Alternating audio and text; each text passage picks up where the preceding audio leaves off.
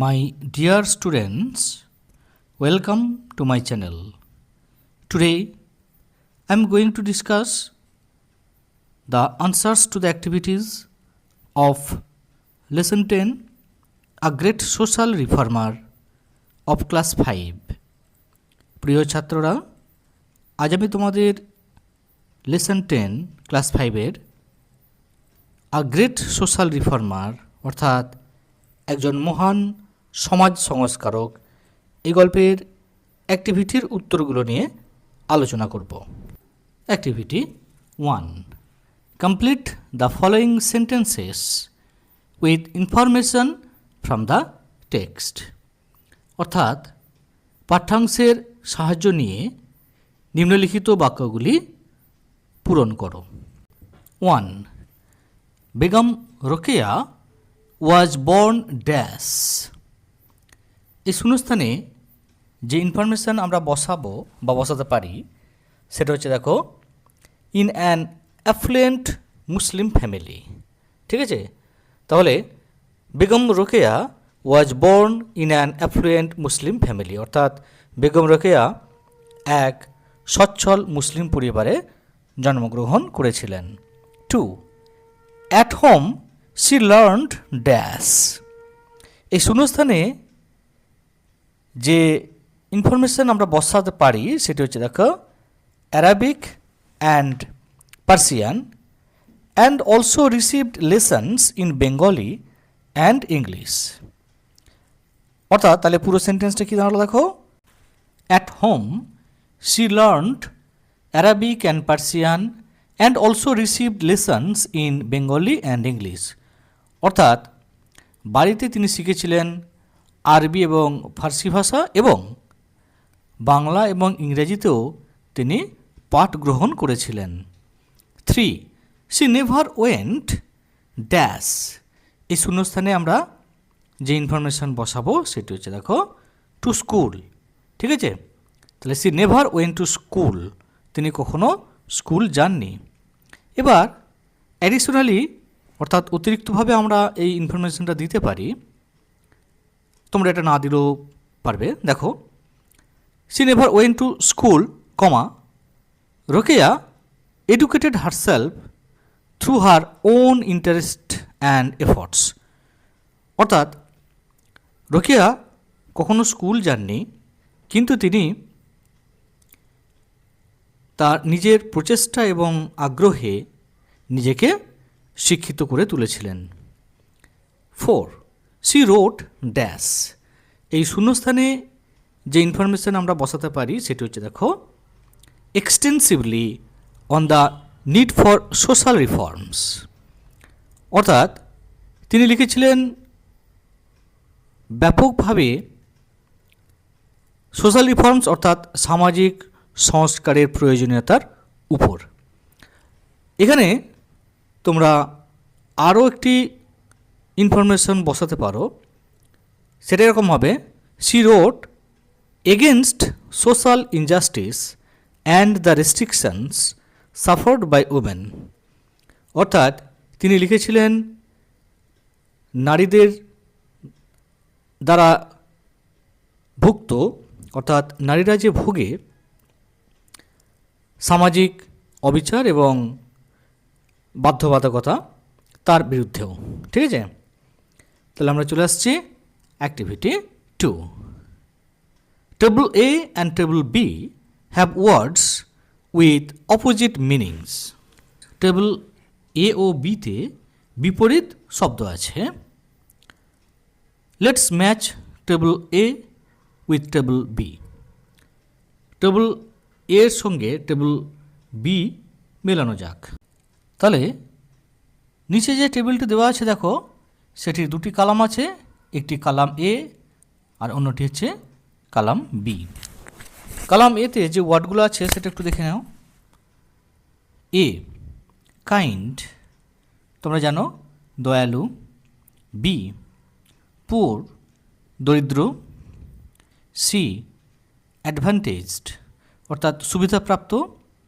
D remember, অর্থাৎ মনে রাখা বা মনে করা। এবার কলাম বিতে যে ওয়ার্ডগুলো দেওয়া আছে সেগুলো দেখো, রিচ মানে হচ্ছে ধনী, ফরগেট অর্থাৎ ভুলে যাওয়া, তারপরে আছে দেখো ক্রুয়েল অর্থাৎ নিষ্ঠুর, ডিসঅ্যাডভান্টেজড অর্থাৎ অসুবিধাপ্রাপ্ত। এবার আমরা বাঁদিকের টেবিলের যে ওয়ার্ডগুলোর সাথে ডান দিকের যে টেবিলে ওয়ার্ডগুলো দেওয়া আছে সেগুলো অপোজিট ওয়ার্ড, তাহলে আমরা এগুলোকে ম্যাচ করব, ঠিক আছে।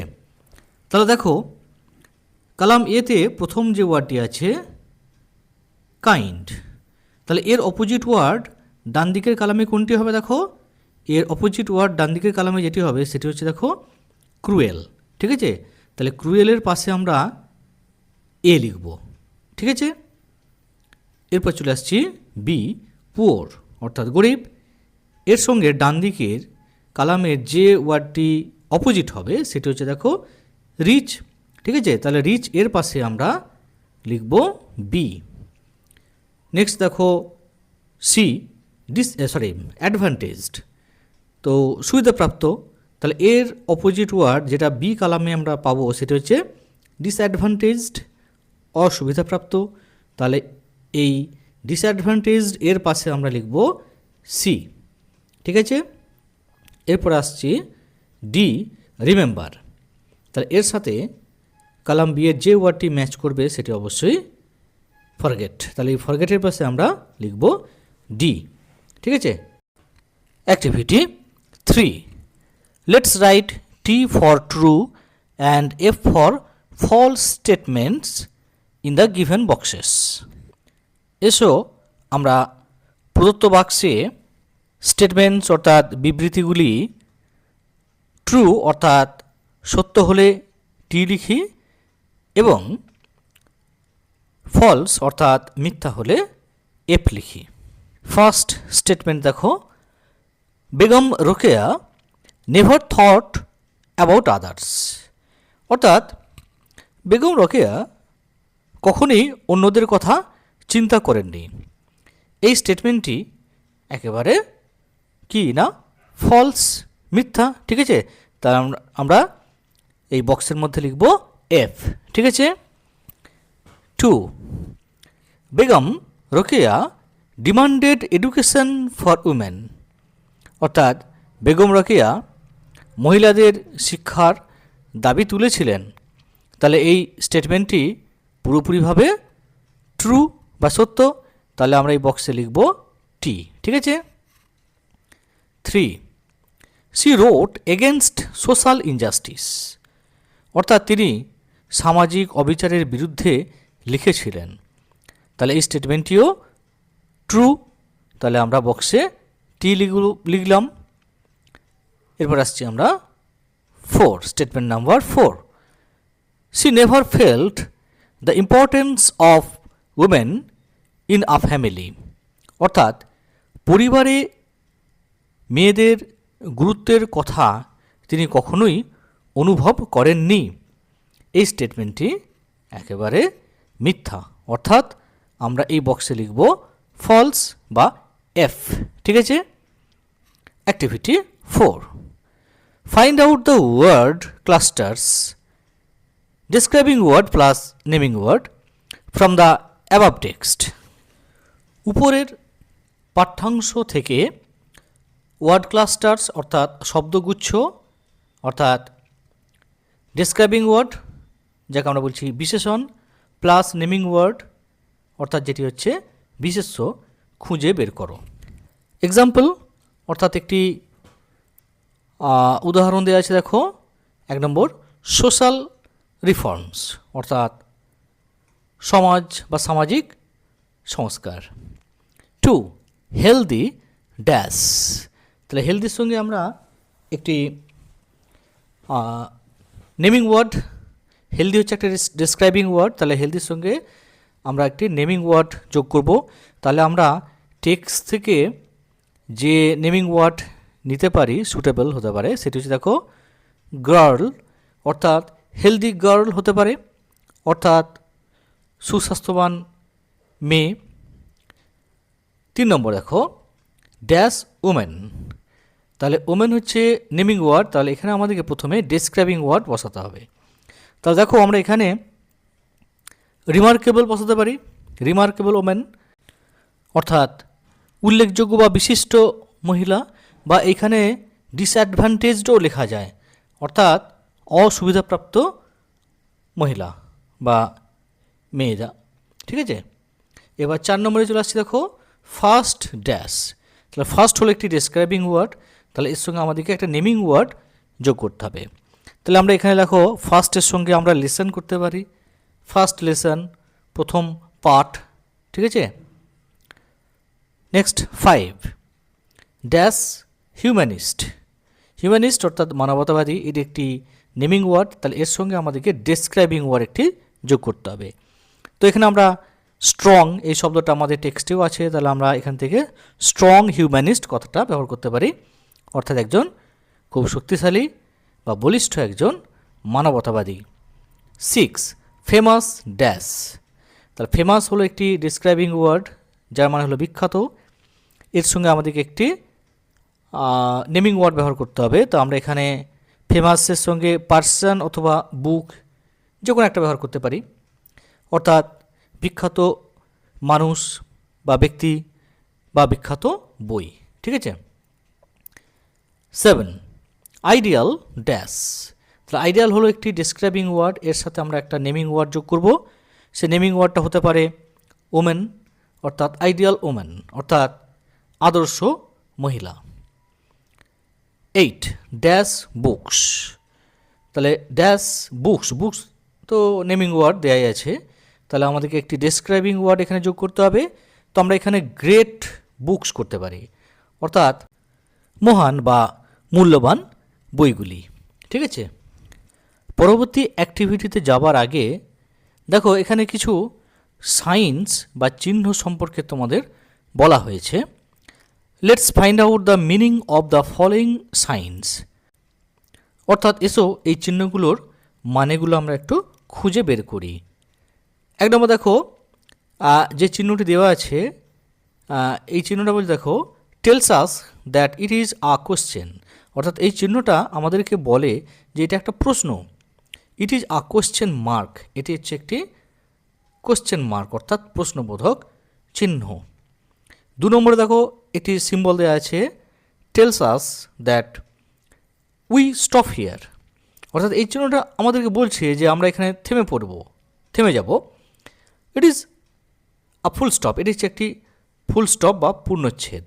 ঠিক আছে, 3 নম্বর দেখো যে সাইনটাতে রয়েছে সেটাকে দেখো tales us that we stop here for a short while, অর্থাৎ এই চিহ্নটা যখন থাকবে এটা আমাদেরকে বলছে যে আমাদেরকে অল্পক্ষণ থামতে হবে, আমরা পুরোপুরি থামবো না কিন্তু অল্পক্ষণ থামব। ইট ইজ আ কমা, এটি হচ্ছে একটি কমা চিহ্ন। 4 দেখো একটা সিম্বল দেওয়া আছে, tells us that a list or a topic follows from here, অর্থাৎ এই যে চিহ্নটা দেওয়া আছে এই চিহ্নটা আমাদেরকে বলছে যে একটি তালিকা বা কোনো একটা বিষয় নিয়ে এরপরে বলা হচ্ছে।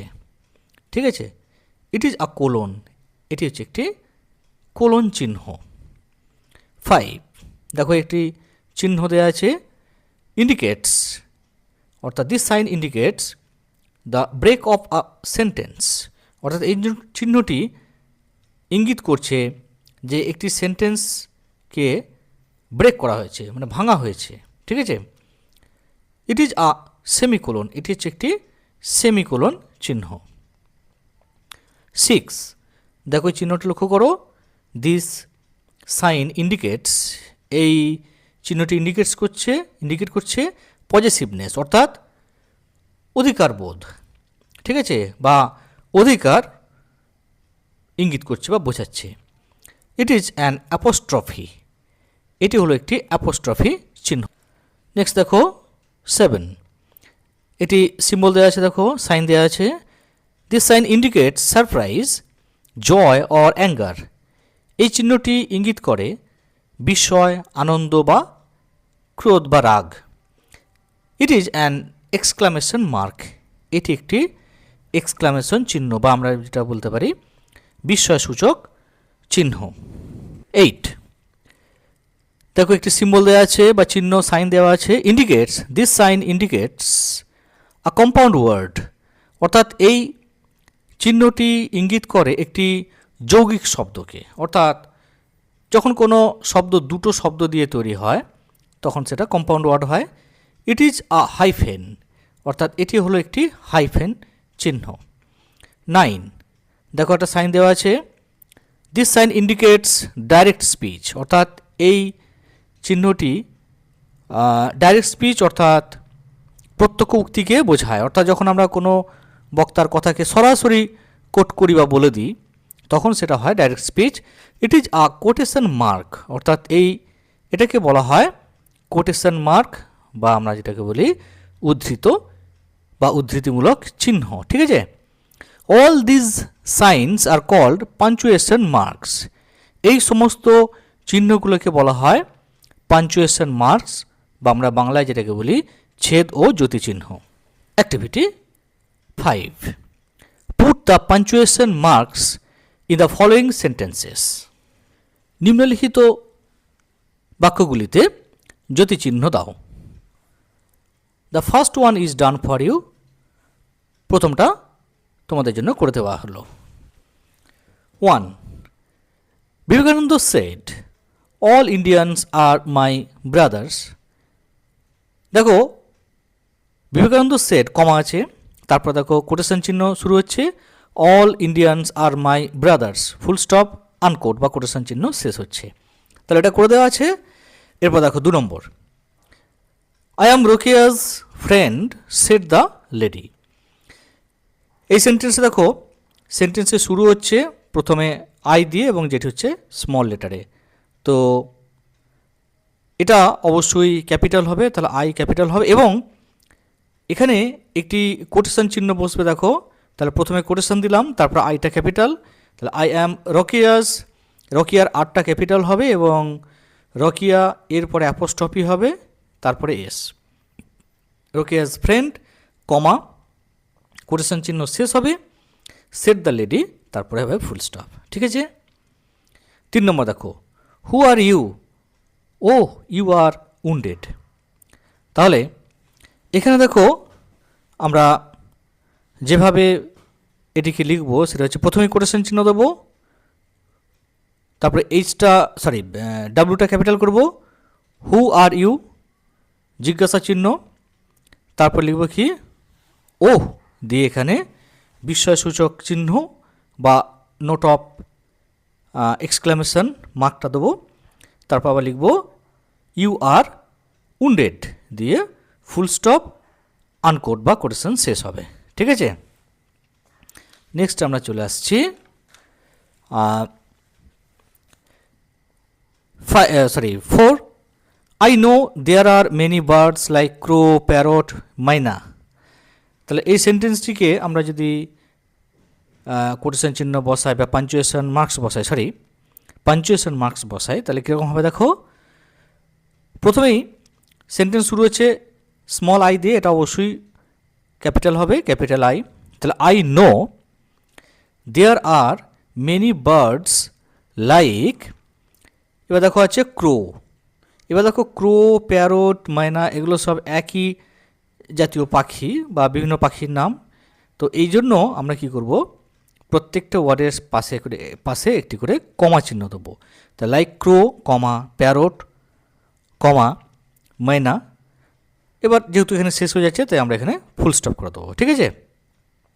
5 নেতাজি ফাউন্ডেড আজাদ হিন্দ ফৌজ, তাহলে দেখো এই সেন্টেন্সটি শুরু হচ্ছে স্মল এন দিয়ে, না এটা কখনোই হবে না, তাহলে আমরা এন ক্যাপিটাল করব, তাহলে নেতাজি ফাউন্ডেড আজাদ হিন্দ ফৌজ, অর্থাৎ আজাদের এটা ক্যাপিটাল হবে, হিন্দের এইচটা ক্যাপিটাল হবে এবং ফৌজের এফটা ক্যাপিটাল হবে, তারপরে হবে ফুল স্টপ, তাহলে নেতাজি আজাদ হিন্দ ফৌজ গঠন করেছিলেন বা স্থাপন করেছিলেন। 6 বিদ্যাসাগর ওয়াজ আ সোশ্যাল রিফর্মার, তাহলে এখানে বিদ্যাসাগরের ভিটা ক্যাপিটাল হবে যেহেতু এটা সেন্টেন্স শুরু হচ্ছে, তাহলে বিদ্যাসাগর ওয়াজ আ সোশ্যাল রিফর্মার, এখানে ফুল স্টপ হবে। ঠিক আছে। Activity 6, let's fill in the blanks with appropriate prepositions, অর্থাৎ সঠিক প্রিপোজিশন দিয়ে নিচের শূন্যস্থানগুলোকে এসব পূর্ণ করি। তাহলে দেখো প্যাসেজটি কী দেওয়া আছে, Swami Vivekananda was born dash 1863 full stop. তাহলে এই শূন্যস্থানে যে প্রিপোজিশন আমরা বসাবো সেটি হচ্ছে ইন, অর্থাৎ যেহেতু সাল, তো সালের আগে ইন বসে। তাহলে স্বামী বিবেকানন্দ ওয়াজ বর্ন ইন 1863, স্বামী বিবেকানন্দ 1863 খ্রিস্টাব্দে জন্মগ্রহণ করেছিলেন। হি ওয়াজ বর্ন ড্যাশ ক্যালকাটা, এখানেও আমরা ইন করব, কারণটা কি না ক্যালকাটা হচ্ছে একটা বড় জায়গা, তার আগে সাধারণত ইন প্রিপোজিশন বসে। তাহলে he was born in Calcutta, তিনি কলকাতায় জন্মগ্রহণ করেছিলেন। He belonged dash a rich family, এই শূন্যস্থানে যে প্রিপোজিশন আমরা বসাবো সেটি হচ্ছে দেখো to. He belonged to a rich family, অর্থাৎ তিনি একটি খুব ধনী পরিবারের জন্মগ্রহণ করেছিলেন বা তিনি ধনী পরিবারের একজন অন্তর্ভুক্ত ছিলেন। Dash those days our country was dash the British rule, তাহলে প্রথম শূন্যস্থানে আমরা বসাবো ইন। ইন দোজ ডেজ অর্থাৎ তখনকার দিনে আওয়ার কান্ট্রি ওয়াজ ড্যাশ, এখানে আমরা বসাবো আন্ডার দ্য ব্রিটিশ রুল, অর্থাৎ ব্রিটিশ শাসনের অধীনে ছিল। Vivekananda felt for the misery dash the Indians, এই শূন্যস্থানে আমরা বসাবো অফ। ঠিক আছে। তাহলে Vivekananda felt for the misery of the Indians, অর্থাৎ বিবেকানন্দ ভারতীয়দের মিজারি বা দুঃখ দুর্দশার জন্য ফিল করতেন বা তার অনুভূতি হতো। Activity 7A, let's classify the personal pronouns and possessive pronounce from the passage. এসো নিচের অনুচ্ছেদ থেকে পার্সোনাল ও পজেসিভ প্রোনাউন্স বের করে তার শ্রেণীবিভাগ করি। প্রথমে পার্সোনাল প্রোনাউনটা জেনে নাও। পার্সোনাল প্রোনাউনটা তোমরা অনেকেই জানো, অর্থাৎ যে প্রোনাউন কোনো পার্সন, অর্থাৎ পার্সন বলতে এখানে কোনো ব্যক্তি বা বস্তুর পরিবর্তে যে প্রোনাউনটা আমরা ব্যবহার করি সেটি হলো personal pronouns.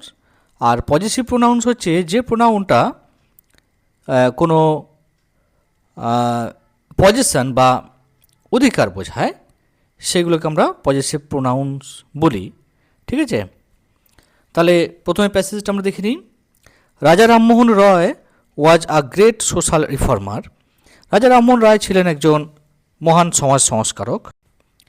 He lived in the 19th century Bengal, তিনি 19 শতকের বাংলায় বসবাস করতেন। হি worked hard for the betterment of our country, তিনি আমাদের দেশের উন্নতির জন্য বা আরও ভালোর জন্য কঠোর পরিশ্রম করেছিলেন। His fight was for abolishing the evil system of Sati and his contribution to the improvement of Indian education will be remembered for ever, অর্থাৎ তিনি একটি ভীষণই জঘন্য একটি প্রথা সতী, সেই সতীদাহ প্রথার অবসানের জন্য বা বিলোপ সাধনের জন্য লড়াই করেছিলেন এবং ভারতীয় শিক্ষার উন্নতির জন্য তার অবদান এটা চিরকাল স্মরণ করা হবে বা চিরস্মরণীয় হয়ে থাকবে। We are all proud of him, আমরা সকলেই তার প্রতি বা তার জন্য গর্বিত। তাহলে এখানে দেখো যে পার্সোনাল প্রোনাউনগুলো রয়েছে সেটি হচ্ছে দেখো হি। ঠিক আছে, হি একাধিকবার আছে, তাহলে হি হলো পার্সোনাল প্রোনাউন। আরেকটি পার্সোনাল প্রোনাউন আছে দেখো উই। ঠিক আছে, তাহলে এই দুটো হলো পার্সোনাল প্রোনাউন। আর এখান থেকে আমরা পজেসিভ প্রোনাউন পাবো, দেখো সেটি হচ্ছে হিজ, আরেকটি হচ্ছে আওয়ার, ঠিক আছে। তাহলে এই দুটি পার্সোনাল প্রোনাউন আমরা পাচ্ছি, সরি পজিটিভ প্রোনাউন আমরা পাচ্ছি। এরপর আমরা চলে আসছি, দেখো activity 7b, change the personal pronouns used in activity 8a into positive pronouns, one is done for you. অর্থাৎ অ্যাক্টিভিটি 8a-তে যে পার্সোনাল প্রোনাউনগুলোকে ব্যবহার করা হয়েছে সেইগুলো কি আমাদেরকে পজিটিভ প্রোনাউনে পরিবর্তন করতে হবে। একটি তোমাদের জন্য করে দেওয়া আছে। তাহলে দেখো কালামে দুটি কালাম করা আছে। দেখো পার্সোনাল প্রোনাউন্সের একটি কালাম আর একটি কালাম হচ্ছে পজিটিভ প্রোনাউন্সের কালাম। তাহলে পার্সোনাল প্রোনাউন্সের ঘরে লেখা আছে, দেখো হি, তারই পজিটিভ প্রোনাউন্সটা দেখো হিজ। তাহলে আমরা পেয়েছিলাম আরেকটি প্রোনাউন, পার্সোনাল প্রোনাউন, সেটি হচ্ছে উই, ঠিক আছে। তাহলে এটির পজিটিভ প্রোনাউন্স হবে আওয়ার, ঠিক আছে। বেশ, এরপর চলে আসছি আমরা activity 8, use the following hints and right 10 sentences about Henry Louis Vivian Derozio. অর্থাৎ এই হিন্টস বা ইঙ্গিতগুলিকে ব্যবহার করো এবং হেনরি লুই ভিভিয়ান ডিরোজিও সম্পর্কে 10টি বাক্য লেখো। তাহলে হিন্টসগুলো কী কী দেওয়া আছে দেখো, নেম, নাম Henry Louis Vivian Derozio, date of birth 1809, তাহলে 18/4/1809, পেরেন্টস নেমস অর্থাৎ পিতামাতার নাম ফ্রান্সিস ডিরোজিও এবং Sophie Johnson, place of birth জন্মস্থান এন্টালি কলকাতা এন্টালি, স্কুল পড়াশোনা ডেভিড ড্রুমন্ডস ধর্মতলা একাডেমি, অর্থাৎ ডেভিড ড্রুমন্ডের ধর্মতলা একাডেমিতে তার পড়াশোনা, সার্ভিস তার কাজকর্ম, teacher of English literature and history Hindu College, তাহলে হিন্দু কলেজে ইংলিশ লিটারেচার অ্যান্ড হিস্ট্রি অর্থাৎ ইংরেজি সাহিত্য এবং ইতিহাসের শিক্ষক, অ্যাচিভমেন্টস তার প্রাপ্তি, assistant editor of the India Gazette অর্থাৎ ইন্ডিয়া গ্যাজেট এই পত্রিকার অ্যাসিস্ট্যান্ট এডিটর অর্থাৎ সহকারী সম্পাদক, এবং editor of the Calcutta Gazette, the East Indian and the Bengal Annuals etcetera, এবং the Calcutta Gazette, the East Indian এবং হচ্ছে দ্য বেঙ্গল অ্যানুয়ালস এই পত্রিকাগুলোর এডিটর বা সম্পাদক। নোটেবল ওয়ার্কস উল্লেখযোগ্য কাজকর্মের মধ্যে রয়েছে দেখো two India My Native Land, the Harp of India, the Fakir of জঙ্গিরা এটসেট্রা এই বইগুলো তিনি লিখেছিলেন। ডেথ 26 ডিসেম্বর 1831 অর্থাৎ 1831 খ্রিস্টাব্দের 26শে ডিসেম্বর তিনি মৃত্যুবরণ করেন। তাহলে দেখো এই হিন্টসগুলোকে ব্যবহার করে আমরা 10টি সেন্টেন্স লিখব। তাহলে আমি তোমাদের একটা স্পেসিমেন লিখে দিচ্ছি, তোমরা নিজেদের মতো উত্তর করে নিতে পারো, ঠিক আছে। তাহলে তোমরা হেডিং দেবে হেনরি লুই ভিভিয়ান ডিরোজিও। তো দেখো আমরা এইভাবে শুরু করতে পারি। Henry Louis Vivian Derozio was born on 18 April in 1809 at Entally in Kolkata, ঠিক আছে। তাহলে হেনরি লুই ভিভিয়ান ডিরোজিও কলকাতার এন্টালিতে 1809 খ্রিস্টাব্দের 18 এপ্রিল জন্মগ্রহণ করেছিলেন। His parents were Francis Derozio and Sophie Johnson অর্থাৎ তার পিতামাতা ছিলেন ফ্রান্সিস ডিরোজিও এবং সোফি জনসন। এখানে তোমরা এইভাবেও কেউ লিখতে পারো যে his father's name was Francis Derozio and his mother's name was Sophie Johnson, ঠিক আছে। Derozio received education at David Drummond's Dharmatala academy অর্থাৎ ডিরোজিও ডেভিড ড্রুমন্ডের ধর্মতলা একাডেমি থেকে শিক্ষা লাভ করেছিলেন। এখানে কেউ সেন্টেন্সটিকে অন্যভাবে লিখতে পারে যে Diageo got his schooling at David Drummond's Dharmatala Academy. He joined as a teacher of English literature and history in Hindu College. তিনি হিন্দু কলেজে ইংরাজি সাহিত্য এবং ইতিহাস এই বিষয়ের একজন শিক্ষক হিসেবে যোগদান করেছিলেন। His achievements in life were a lot. জীবনে তার প্রাপ্তি ছিল অনেক। He became the assistant editor of the India Gazette, অর্থাৎ তিনি ইন্ডিয়া গ্যাজেট এই পত্রিকার সহকারী সম্পাদক হয়েছিলেন। He also became the editor of the Calcutta Gazette, the East Indian and the Bengal Annual etcetera, অর্থাৎ তিনি the Calcutta Gazette, the East Indian এবং দ্য বেঙ্গল অ্যানুয়াল এই পত্রিকাগুলির সম্পাদকও হয়েছিলেন। হি রোট মেনি বুকস, তিনি অনেক বই লিখেছিলেন। হিজ নোটেবল বুকস আর বা works are To India My Native Land, the Harp of India, the Fakir of Jungheera etcetera, অর্থাৎ তার উল্লেখযোগ্য কাজগুলো বা বইগুলোর মধ্যে রয়েছে To India My Native Land এই বইটি, দ্য হার্প অফ ইন্ডিয়া এই বইটি এবং দ্য ফকির অফ জাঙ্গিরা এই বইটি ইত্যাদি ইত্যাদি। He died on 26 December in 1831, অর্থাৎ তিনি 1831 খ্রিস্টাব্দের 26শে ডিসেম্বর মারা যান। ঠিক আছে, so students, that's the end of the discussion. Thank you, thanks for watching.